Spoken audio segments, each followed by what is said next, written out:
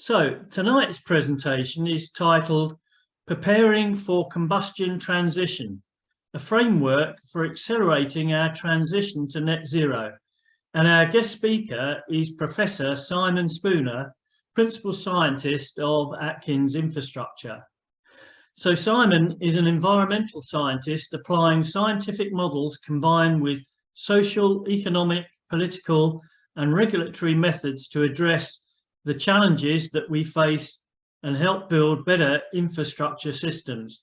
Currently, his main activities are as a senior expert advisor on the UK Health Security Agency programme to develop wastewater epidemiology, applying his Sim Basin Q river basin water quality model to address the impact of wastewater discharges on our rivers, and developing nature-based catchment solutions to flooding, water quality, water resources, biodiversity and carbon sequestration. He has developed the Combustion Transition Framework, an innovative approach to integrating CHG emissions reductions and land-based use regeneration of natural processes with a framework of metrics and economic tools to facilitate an accelerated transition to net zero. So with great pleasure, I'd like to pass you over to Simon Spooner for our tonight's presentation. Well, thank you, Rob. Thank you for that kind introduction. I hope I can present something of interest today, which is a slightly different way of looking at the big challenge that we all face. And I come at this, as Rob says, as an environmental scientist. I should say I've also spent sort of half my career working in China and doing environmental projects there. So I'm used to working in different frameworks, maybe seeing things in a slightly different way. So just to sort of introduce what I'm going to talk about, I'm going to have a little bit of a review of net zero, what it is, where I think that's going. Then introduce some of the concepts around this idea of combustion transition. But it also goes further than that. It's about maybe redefining what we mean by sustainable development, looking at how we actually have a place within the biosphere, the sort of wholeness of everything, and how that's changed in the past and how we need to change that now, so that we might get maybe to the goal of what I would describe as thriving sustainably. And that's not my phrase, it's quite a catchphrase these days, but I think it maybe better expresses where we want to be, not just as people, but also with the other beings we share the planet with. That's all very well and good, but you've got to have a method of how do you make that change. And for that, I'll introduce this combustion transition framework, which has tools and methods and quantitative analysis and lots of sort of maths type stuff. So to sort of run into this, see the big problem, the world's burning. It's we've got a major problem, and we're sat talking about carbon, greenhouse gas emissions, climate change, all of these things. My contention is that these are actually the symptoms and not the cause of the problem. The cause of the problem is actually our use of combustion. So just to look at net zero, what is it really telling us? It's a good concept, and it's been quite good for sort of gaining public engagement. You can understand what's going up, what's coming down. It kind of links what we're doing industrially with what we're doing on the land. And you know, people have got into it. We're all sort of working together on that. The not so good side of it, in a way, is that you're trying to account in an open system. And it's very hard to define the boundaries of that system, both in space and over time, and also between different sectors. You've got all these different sources and sinks of emissions going up and coming down, and it's quite hard to work out, you know, which ones are bigger or smaller or have greater effects. It's also quite complicated when we say, oh, we're going to reach net zero by 2050. You know, what do we even mean by that? that might be net zero carbon dioxide. Net zero greenhouse gas emissions is a different thing. By carbon dioxide have to be negative by the time we get into this area. And then what's the period of time you're looking at? These are normally calculated over a 100-year period with the different potentials. You start changing some of your assumptions, and when you're going to reach net zero starts moving all over the shop. And so it's hard to even to know not only quite where we're getting to, but where are we now? And sort of seeing, how far are we along this road to net zero, and what does that mean in the context of our Paris targets and things. What we do know, as this points out, is that we're not really getting there. I mean, we're making a big effort, but we're up here and we need to be down here. There's a big gap in where we want to be.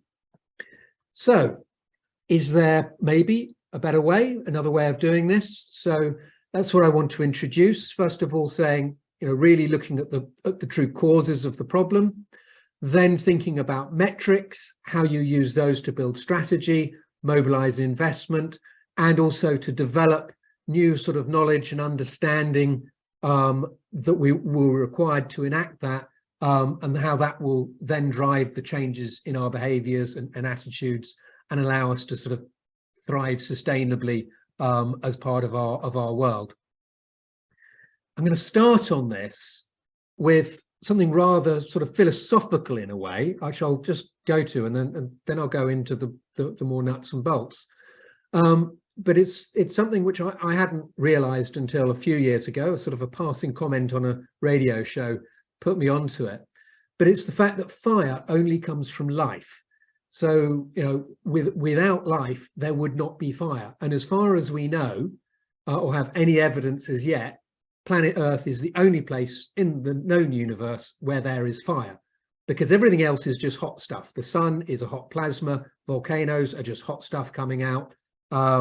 Lightning, it's another type of plasma. Fire is a chemical reaction that can only happen because of disequilibrium between the atmosphere and some sort of reduced flammable matter. That disequilibrium is there because living things, life processes, have separated an oxygen atmosphere and a reduced carbon content in the earth. So fossil fuels and the gas balance that's in the atmosphere, these are a treasure that has been left to us by past life. And our ecological limit is the capacity of the atmosphere to absorb the gases that arise principally from burning, but also from some of our land use change. And in a few decades, we have consumed maybe 100 million years of what other beings have left for us. So we're being pretty profligate with it. So what we need to do is to transition from using combustion to effectively bypassing the biosphere and using non-combustion systems. I say bypassing because all the things we burn are things which have come from the biosphere. They've been given to us by living things, and we're using them faster than they're returned. So we have to go to getting our energy from different sources. We also have to transition from displacing and impoverishing all the natural systems to actually embracing and enhancing our biosphere.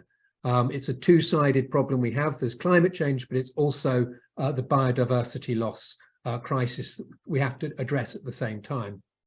So what I'm aiming to do here is to develop some metrics and ideas that can help us to do that better. So to sort of go through these concepts in a little bit more, I'll talk a little bit about where we sit within the biosphere and our role in it. And romantically, we used to live as part of the biosphere. We were at one with it. It maybe wasn't always the most comfortable place to be, but that's maybe where we started. We learned how to consume and burn and clear and take control. And I guess we thought that made our lives better. It certainly did in the short term, and that allowed us to progress. From then, the next thing was to learn engineering and agriculture and modifying and enhancing our environment. So enhancing the biosphere we're in so that we get much more out of what we want, maybe ignoring what other beings might be looking to get out of it. We also learn how to find and concentrate and burn the treasure of past biospheres.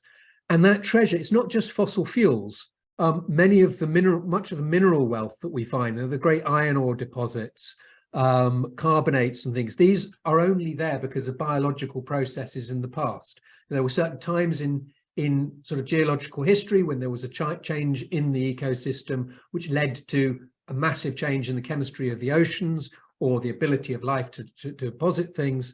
And so minerals got concentrated, and we are mining and exploiting those biosphere products. We've learned to control the combustion for heat and power. See, fire has been around for millions of years, and under our use, it's shaped our bodies even.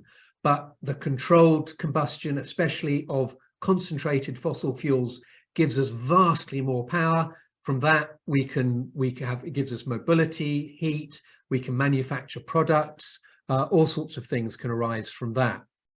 And the result of this, as we really got our hands around fossil fuel combustion and powering that, which started maybe 200 years ago, but has really only been happening in the last 60 to 100 years, huge population explosion. Interestingly, we didn't just get more people, but we've got wealthier and richer. A couple of hundred years ago, 95% of people lived in abject poverty, and a few people in an elite were just about having a comfortable life. Now, vast majority actually have quite comfortable lives, and a much smaller proportion in poverty. So, we're able to sustain cities and great higher levels of development.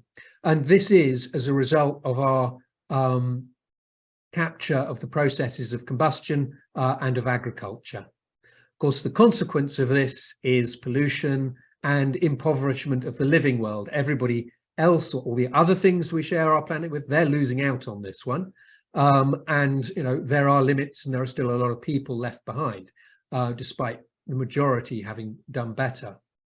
But it's not all bad news, because what we have also acquired through this is knowledge and infrastructure. It's only when you've got the wealth and the comfort and the leisure of having fire and shelter and these things that you can sit down and spend your life thinking and studying and recording and building up an infrastructure of knowledge and building up that infrastructure of structures and of cities and transport and agricultural land and all these things which now support us. So there is wealth, and that wealth has spread around the world, as in the same way that some of the harm of climate change and pollution has spread. So what is the way forward? Obviously, we need to stop consuming the biosphere. So here we're just sort of looking the picture of this biosphere concept, which contains the ecosphere, the atmosphere, hydrosphere, lithosphere, the earth, air, all of those things come together. Instead of consuming that and consuming the products of it, we need to learn to embrace it, and in some cases also to enhance it more sympathetically. And the way of doing this, one of the key ways of doing this, is to bypass the biosphere for our energy system. So this means we've got to shift from our fossil fuels, and biomass, wood fuels, which are consuming the biosphere, to really getting things more directly from the sun, our happy source of energy up there, and either through wind or tide or solar or geothermal power, these things sort of left for us, or also from nuclear, maybe that's the bigger sun that came before, to get the energy that we need. But that will stop us from consuming the biosphere. We also need to embrace that biosphere, changing the way we deal with it. We need to learn to act as stewards of the environment around us, not engineers always of it. So how we sort of create complex, diverse, multi-species communities, how to get those symbiotic gains in a diverse system. This is an area where I think we have huge knowledge to gain. Maybe in the past we had some of it, but this is something where we're really far behind. We're not really looking at it. and we really need to change the way that we do things and build that sort of understanding. Because it's not just this sort of embracing and working with the biosphere, we do have this ability to enhance as well. By putting in some of that energy that we've got from bypassing the biosphere, feeding that back in, we can actually greatly enhance what we get out from it. And it might look a little bit odd, but one of the most extreme examples of this is our friendly neighborhood wastewater treatment works, where we're creating an ecosystem, pumping energy into it, giving it structure, and as a result, we get far, far more of the service that we want, of the purification of water. So, we do understand how these sort of ecosystems can be enhanced, and we can do the same sort of things with agriculture and also with fermentation processes to get more of what we want. So this leads us towards, how do we change to embracing the biosphere, rebuild those processes that create the disequilibrium, this carbon and oxygen, making this is actually the regeneration. This is the way to heal what we have done and consumed. And for that, we need to give nature that space, but that also means we've still got to feed ourselves, and there's going to be 10 billion of us. So it's a combination of going extensive and allowing that diversity and lower energy environment to happen, and also going intensive and enhancing systems to get the high levels of productivity that we need to sustain 10 billion people for the next year until we fade down a bit. So this means maybe changing the way that we manage land, the balance between private, public goods, and to consider not just human but non-human needs on land, and the need for that land to provide climate change resilience. The idea of one man owning 1,000 acres and it being his land, it's nuts. I mean, that belongs to all sorts of different beings as well, and has responsibility to everybody. So we've got to give that space to nature, allow it to heal and to develop in symbiosis. We've got to rethink how we value and own land, and that means involving multiple stakeholders to give us multiple benefits. And it's not just about carbon sequestration and simple net zero. We've really got to be regenerating this sort of combustion capacity as a sort of a route forward. So I want to come back now and home in a bit more on combustion transition framework and turning these sort of wider ideas into tools for changing. So the core of this is basically pointing out that it's climate change. The cause is our addiction to combustion, which we use to give us our nice economy.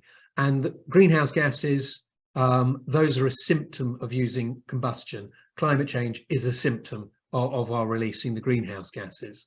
So combustion is the cause of about 80% of greenhouse gas emissions. The rest is from land use changes as well. 93% of our total energy use is either direct or indirect combustion of fossil fuels or biomass fuels. So that's how important it is. Our use of electricity is only 20% of our energy, so that's not where we need to be looking most. And of that now, certainly in the UK, half our electricity comes from non-combustion sources. So it's important to understand that it is in the combustion chamber that fossil fuel extraction is realized for its economic value.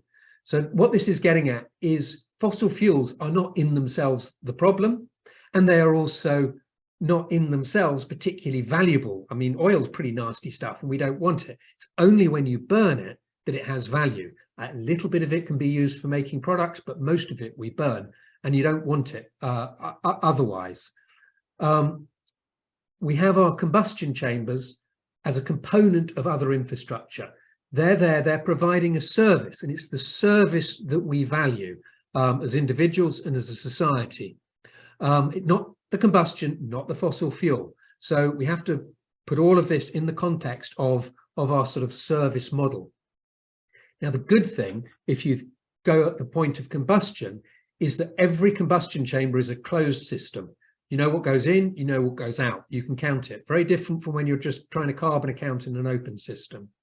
Also, that combustion chamber, every single one is owned by somebody. You know, they bought it, they run it because they value it and they profit from it. And so they can be held responsible at that point. So what we need to do is to transition our combustion systems to non-combustion systems. Fortunately, those are now available, mostly electrical, and they can give us the same quality of life, the same services that we want, but in a sustainable manner. And basically, once you've done that, problem solved. You don't need to do your carbon accounting anymore. If there's no combustion and you change how you manage the land, then you're there. Because, okay, combustion gives us our wealth, our power, and our comfort, but it also has specific downsides of noise, air pollution, resource depletion, and social inequality. So we need to move towards the alternatives, which mostly will be electric. In some cases, we can mitigate our combustion with capture or with fuels which cause less impact, or fuels which balance during their production. And also, a lot of it can be managed by not consuming in the first place and reducing our demand. So when we're looking at this sort of framework, it's putting the focus on those millions of small combustion chambers. And, you know, those are the ones in our cars, in our houses, in all sorts of different places. Most of them are highly inefficient, which is a contrast with the big power stations and a lot of the industrial plants, which we generally in our minds think of as being the big problem, because those are generally our most efficient combustion systems. Those actually work really, really well. So we've got to be transitioning millions and millions of small systems to other processes. And the way to do this is to sort of address this sector by sector, to look at the different areas in which they're operating. And I'll select a few of those sectors and see how we can do that. So if we think of, first of all, electric vehicles, this is also one of the ways of moving to electricity that makes this process a bit easier, is that electric systems tend to be much, much more efficient. So an electric vehicle will use about 1/3 of the amount of energy as an internal combustion engine, one. And likewise for building energy, heat pumps are 1/2 to 1/5 as much energy as a gas boiler to deliver the same loads of heat, because they're harvesting that heat in from the environment around them. So going from those sort of principles of combustion transition, there's a few more sort of ideas around it and concepts that sort of maybe a little different from other things. So one is that efficiency makes the transition easier. You know, if you insulate your house, it's easier because you don't need to put such a big heat pump in it or other non-combustion form of heating, but it doesn't in itself solve the problem. You could not insulate and put in a highly efficient electrical heating system, and you actually solve the problem of emissions and impact in your location. There may be consequences up or downstream, but they're going to be a lot less. A post-combustion civilization, part of the idea of where we want to go, it will still be high energy intensity and can still have economic growth. It's not all about sort of going back to some primordial state. Materials are actually more of a limit to growth than energy. You know, having enough of the metals and the concretes and these things which we need for our high technology industries, these in many ways are the biggest challenge. And so we need to be going further along the circular economy, not saying anything new here, but it's to bear in mind any kind of circular economy is high energy. You're going against entropy. You've got to put a lot of energy in order to repurify what you've messed up. Also, combustion is embedded in our materials. The stuff our infrastructure is made from, much like carbon embodied, you can think of combustion as being embodied. And like with carbon, if you can make those products with renewable energy, circular economy, then you're no longer got a problem with them. I mean, at the moment, we have to try and limit our use of concrete and steel because they're so damaging in their production. Once you can come out of that, then the materials can become more abundant. So we don't have to sort of go into great economic reductions. Also, combustion transition, it's about this process of transition. It's not just leaping to the end goal of everything free from carbon and combustion and being there. It's going in stages and looking at how you do that.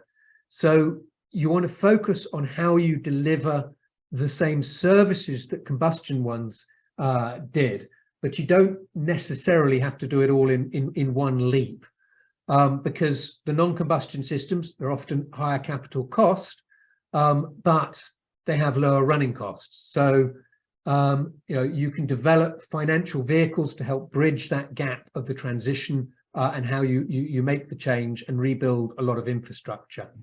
And you want to think of it going back from the point of demand through the system to supply.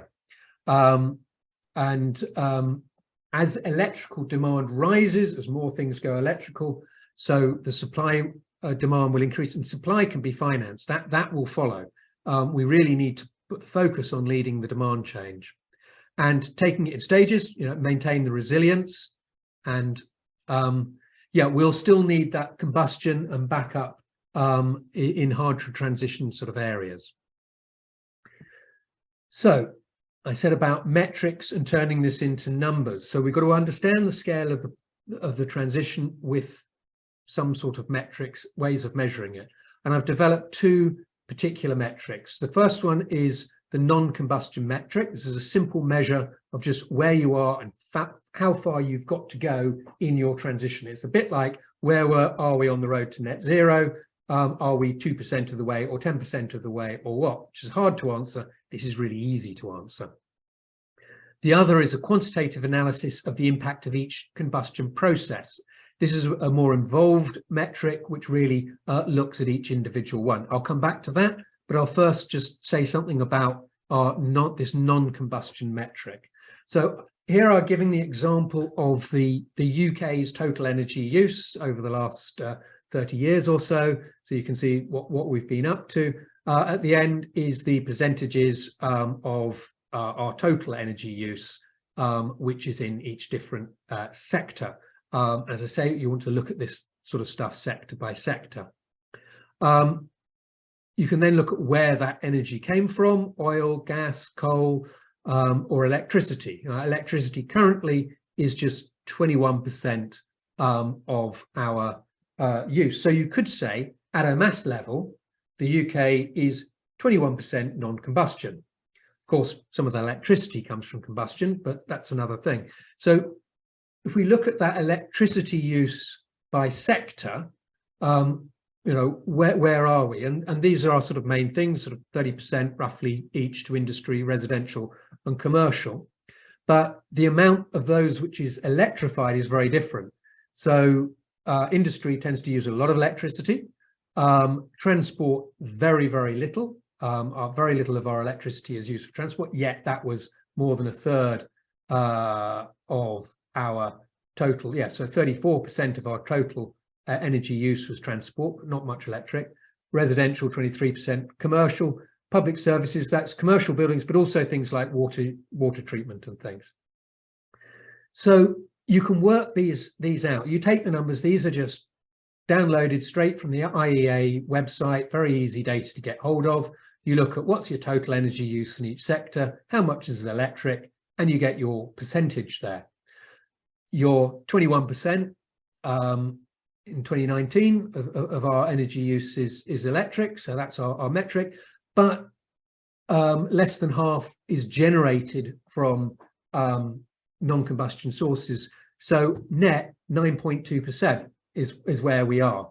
Actually not so far progressed. It shows what a long way we've got to go. So then if we want to get to a higher level, how do we plan it? You could set yourself some targets for each sector, sort of realistic to achieve by a certain date, smart targets, time bound, all of that. And you have your target. This is the official target for our supply sector for 2030. Combine all of that up, and if we really, really do well, and at the moment we're only really thinking about this one, we might get to 51%, which would be a massive progress, but we're still a long, long way from where we really need to be. So that's a way of getting an assessment of where we are, where we want to be. I mentioned the other one is this quantitative analysis on each process, combustion accounting. The idea, this is where you're looking at your combustion chamber, sort of each individual one in a way, and thinking about what's going on there. This closed system, you can count what goes in, you can count what goes out. So how much energy goes in there? How much of that is turned into useful work? That's your sort of percentage of efficiency, and that's the key metric of your combustion chamber. You know, what's it done, and then what's the value that that generates? That's why you're doing it. As a consequence, you've got your greenhouse gas emissions and you've got your air pollution, and you can use these to sort of weight this central value. And there's also resource depletion, which comes into it, and you can come up with metrics for that. But the most important thing to think about when you're doing the transition is that you're doing this to provide a specified level of service. That's the point of it. It's not to burn energy, it's not to use the same energy or do the same thing, it's to provide the service which is valued. That's what you want there. And so these metrics, that non-combustion metric, that was expressed as within a sector, the energy in gigawatt hours or whatever against the percentage non-combustion. For combustion accounting, it's slightly more complex. You'll give your energy use in joules or gigawatt hours, the percentage efficiency, this bit, and then the weighting by the greenhouse intensity, air pollution impact, resource depletion, and value. So to illustrate the application of these on the UK's sector, this on the outside, this is our total energy use, and on the inside is the electrical bit. They're not quite in proportion. I couldn't get the diagram quite that good, but it sort of shows some of these things. So here's transport, lots of energy, little electricity. And these are the figures again that we had about the non-combustion metric. And then here in the sort of splurgy, sparky circles are our efficiency of that combustion process. So typically at the moment, in a residential case, your boiler is sort of 70–90% efficient, and your car in transport 15 to 25% efficient. You can then start to think, well, how do we go from where we are now to where we might be in that 2030 situation? And what does that tell us about our total energy use and our electrical energy use and how we plan that transition? So you can use these combustion accounting efficiency values. We select single values here. We'll pluck out 80%, 20% here. And I give some approximate values for industry and commerce. I'm not completely sure of what they really are. Now, the interesting one, residential, if you go from combustion to heat pumps, you are 200, 300, even 400% efficient. So it makes a big difference there. So if you were to say, get to where 60% of your domestic energy use is through heat pumps, then you would have a certain measure of effect. And you do this likewise for transport. You go from very, very inefficient electric vehicles, a lot more efficient, but we've got a long way to go on it. So you can look at that scenario, and then you can see, well, our total energy use as a result of this, assuming there's no overall growth, we go from using about 1,400 terawatt hours to about 900 or so. So we're using less energy in total, but we're using a lot more of that as electricity. So we've got to more than double our electricity supply to achieve that. But we're not going to double that supply unless we change the demand side. So that's a way of sort of understanding how that has to go. And so I'll break that down a little bit into some of those sectors where we're looking at comparison of supply side against buildings or transport solutions. So we could maybe look at the case of turning a 100 megawatt gas power station and substituting that for renewable energies. We'll say solar, could be wind, could be other things as well, or even nuclear, but something non-combustion.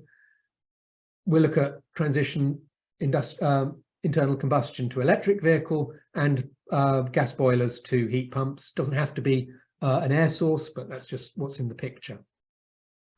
What we then take as this baseline is, say, this 100 megawatt power station. If it's utilized typically, that will produce about 660 gigawatt hours electricity a year. That's going to be our sort of benchmark element between these different sectors. You have to burn a lot more gas energy than that to produce it. So you're going to have to burn nearly 1,100 kilowatt hours of gas, given 60% efficiency. And so you're going to emit about 197 kilotons of carbon dioxide. If you were to switch to doing that by solar, obviously you would have greatly reduced emissions, but it will cost you quite a lot of money. What if you were to transition that same 660 gigawatt hours of power on the demand side? Is that a better use of your resources? So for that same amount, you could change 132,000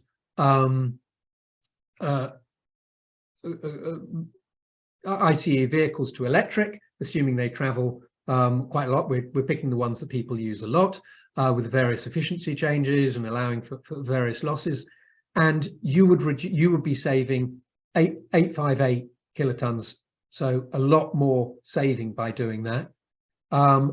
Likewise, if you were to do it on the building side, that would be switching over 200,000 buildings at typical gas usage, and you would save 445 kilotons of CO2. So just sort of summarizing that up, how you look at this transition, you can compare one thing against another, and you can see the much greater savings that come on the demand side. You can also do a little bit of value analysis here, looking at the capital cost. It will cost you about 300 million to put in that amount of solar. You need about 750 megawatts of solar to substitute for 100 of gas. But over a 15-year period, you get a very positive return on that. And likewise, if you compare the cost of an electric to a typical non-electric vehicle, you have a very positive return on investment. It will cost about £1 billion for the owners to invest in that, but very positive return. Building heating, financially quite marginal, if at all, but it is still a very good return on your carbon investments. So just sort of looking at that a bit, I was saying about this in each of these sectors, it's been about a transition, not just leaping to the end case of everything electric. And here in this context, I want to think a little bit about how you transition the transport sector, and how maybe we're going a little too far on the battery side and forgetting about using combustion as the backup, at putting in range extenders and partial use of the car, because we're building electric cars with huge batteries, which 80–90% of the time we don't use more than 50% of the capacity in it, and then we recharge back up because we're only doing small journeys. Those occasional times when you go farther, you can have a range extender added. I have one of these, and it's very effective, and you can get the figures for working out what it is. But basically, in terms of the embedded carbon, embedded combustion at this time, it's more efficient to go with smaller batteries, a bit of range extension, and work towards getting there gradually.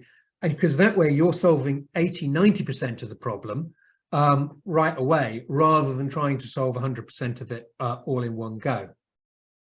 And as time goes on, the lithium battery carbon intensity will reduce. This is even more important for heavy goods. It's the lesser part. I mean, domestic cars are the main emission, but that hybrid route is more important with them, because we just can't get the batteries big enough to run goods vehicles.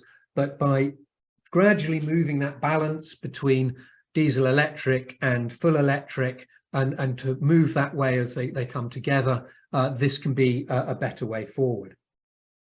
Then for building heating, again, it's not just whap in an air source and some insulation. we really need to be rethinking our whole approach to this. I think with using of heat networks and heat storage, there is a vast infrastructure change which is required there. We're not on path for this yet, and we've got some big changes that we need to make. Whole lecture there, which I'm not going to go into further, because I want to just come back and recap these points about our metrics. So the idea is that we've come up with these metrics like the non-combustion, very simple, clear, tells us where we are, where we want to go. We can then focus on that combustion efficiency element and moving to more efficient processes, prioritizing the most inefficient ones, and transitioning, but actually keeping some of those combustion processes as we go. Understand the trade-offs with total energy use, electrical demand, supply. You can use these tools to plot out your sort of overall transition. And you can do this quantitative comparison between all the different options, considering these in sort of weighted manners. I also want to come back, well, no, I don't come back, I'll come back later. This can also allow you to develop the economic instruments that help you to make this transition. So to get those demand side solutions, and I think that's where we need to be focusing the public funds. Supply side is moving much more towards private funds. That's going to move itself. Electric vehicles, they're doing quite well, but heavy goods needs some real pushing. Building energy needs real effort to move it ahead. So although you know, we want to reduce our carbon emissions, and carbon taxes can do that, it's a blunt instrument. Not all carbon is equal. Doesn't really it's not really focusing on the cause of the problem. So you know, it should really only be a component of a wider combustion focused approach, where you're quantifying your energy, your efficiency, then you're weighting by carbon intensity, but also considering the health impacts and maybe resource impacts of that as well, because this way it ties those two together very well. You can have the manufacturers and users of combustion systems sort of being levied from those on this. It can go into funds to drive research and development, to build the necessary supply chains and skills development, and gradually skew markets towards delivering non-combustion systems. And I think we need to work with each sector in slightly different ways with each one, but whatever will move them far together. And you know, get them involved and owning this process. The other side of this is a bit like your carbon negative elements. Now, how do we develop regeneration and returning the natural world? So I think we need to develop combustion capacity regeneration as a concept. Encourage those sort of transition of land use systems which are biosphere embracing, and in the meantime use some of this biosphere enhancement to still maintain that we can get the services that we need from less land use. Ultimately, we want to be much more together, but we can't go straight there. We do have to keep some sort of engineering and enhancement. You know, we could be developing indexes for this based on the sort of carbon elements, the biodiversity, but also to consider hydrology and the way that moves through nutrients cycling through the earth, but also, most importantly, nutrition. Our nutrition, that's why we're doing this, to get our food and to get products from the land. And that can also be viewed in terms of energy and value generated, weighted by some of these factors. And you can use that same for both human and non-human uses of that land, because we've got to consider the other beings as well. So, to summarize up and go on to discussion, I just say I started off thinking a bit about net zero. Good start, but you know, a lot of rabbit holes to get yourself lost in there. And you know, have I come up with something here which is a bit better, or is it something with even more rabbit holes? You know, that's the discussion. The idea is to understand both our consumption of resources, both through industrialization and through our consumption of land and displacement of living systems and the damage we're causing. These are connected through the concepts around fire and fire arising the processes of from the processes of life, and that sort of gives a sort of a uniting idea. But you can say, you know, so what? You know, a nice idea. From that, how do you develop to concepts and useful tools that can actually be applied, turned into policy, turned into action, turned into investment? Because we've got to change our industrial economy and our infrastructure, and we've got to raise that investment. And to do that, we need to focus on combustion. I think develop these sort of metrics, understand what those paths are. I've given some demonstration of examples. They're still pretty noddy. There's a lot more to develop there, but these can be developed up into economic instruments to help to drive that change process. The next stages, really ambitious to do, is to link our consumptive land use and our combustion metrics, you know, to get that balancing between combustion and also regenerative capacity, rebuilding that capacity, going back to the disequilibrium, not the equilibrium, it's the disequilibrium we need to increase. There's a long way to go on developing this. It's early starts, but I think I've got some sort of useful ideas from this. And, you know, the aim is, can this lead us not just to sustainable development, but to actually thriving sustainably together with the other beings we share this planet with? So that's what I was wanting to present, and I'm really keen to have some questions and see what people think.